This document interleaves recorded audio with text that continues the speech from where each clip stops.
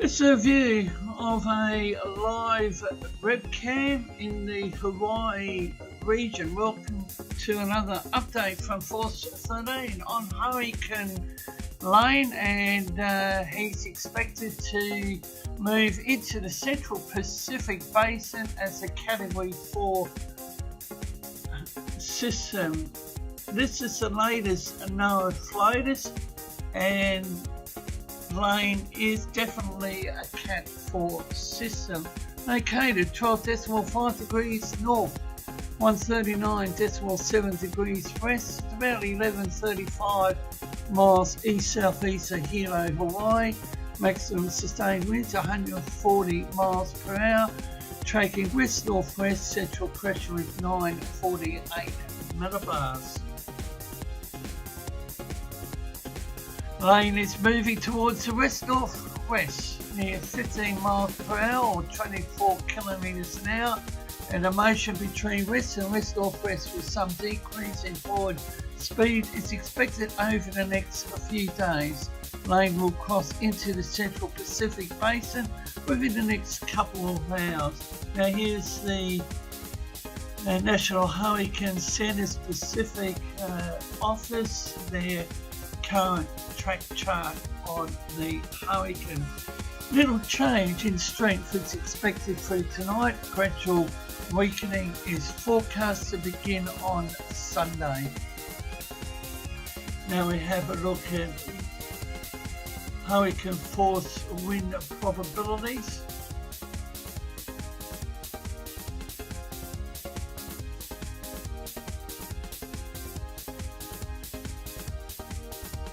Hurricane force winds extend outward to 25 miles from the centre, and tropical storm force winds extend outward up to 105 miles.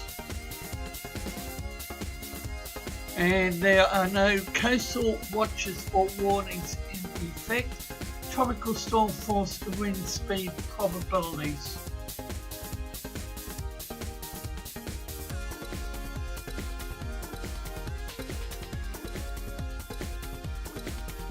Lane remains an impressive hurricane in geostationary satellite imagery.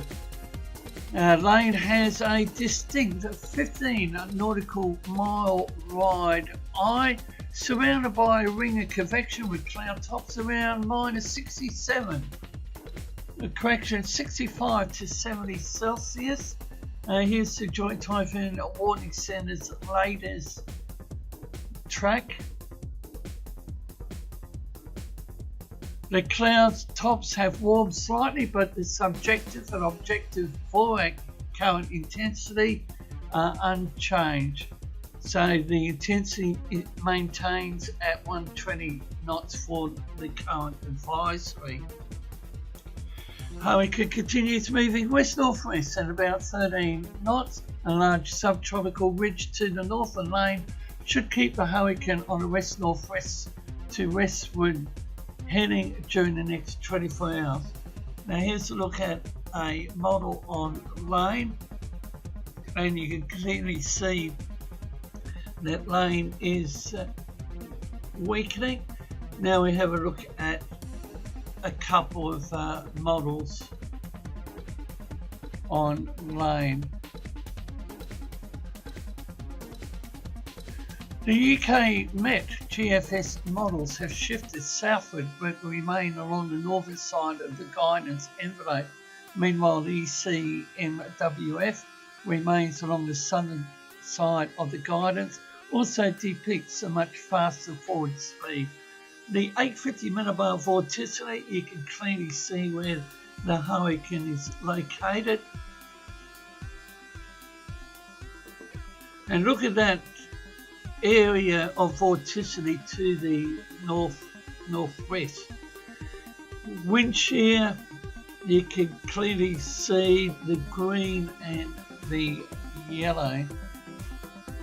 Sea surface temperature 27-28 Celsius, and some west to northwesterly vertical wind shear is expected to affect the hurricane. Now here's the latest wind shear. A more significant increase in shear late in the forecast period could result in a faster rate of weakening at day 4 and 5. Then we'll move into the Central Pacific Basin very soon, and this is the last NHC advisory. This is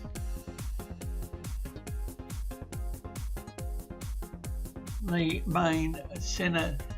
However, there's the upper level divergence and total precipitable water.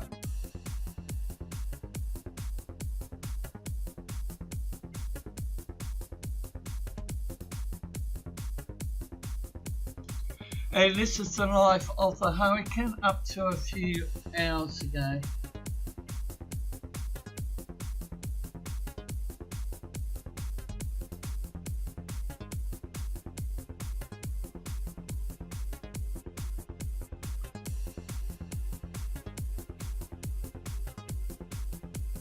And as mentioned, sea surface temperature remains very healthy, but wind shear is now impacting the hurricane. We will continue to bring the latest information on Lane and also the activity over there in the Westpac.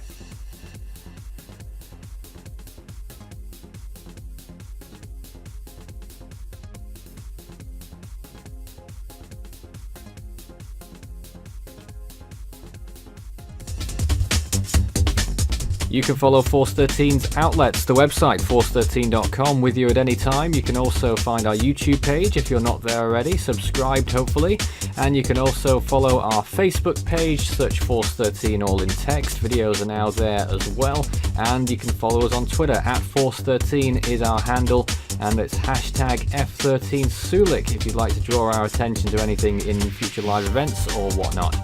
You can also help the project become even better by becoming a patron with its various rewards that come with that feature as well. And you can add me personally, Fool13 at extension 9094 on Discord, and Force13 on Skype for tropical weather chat.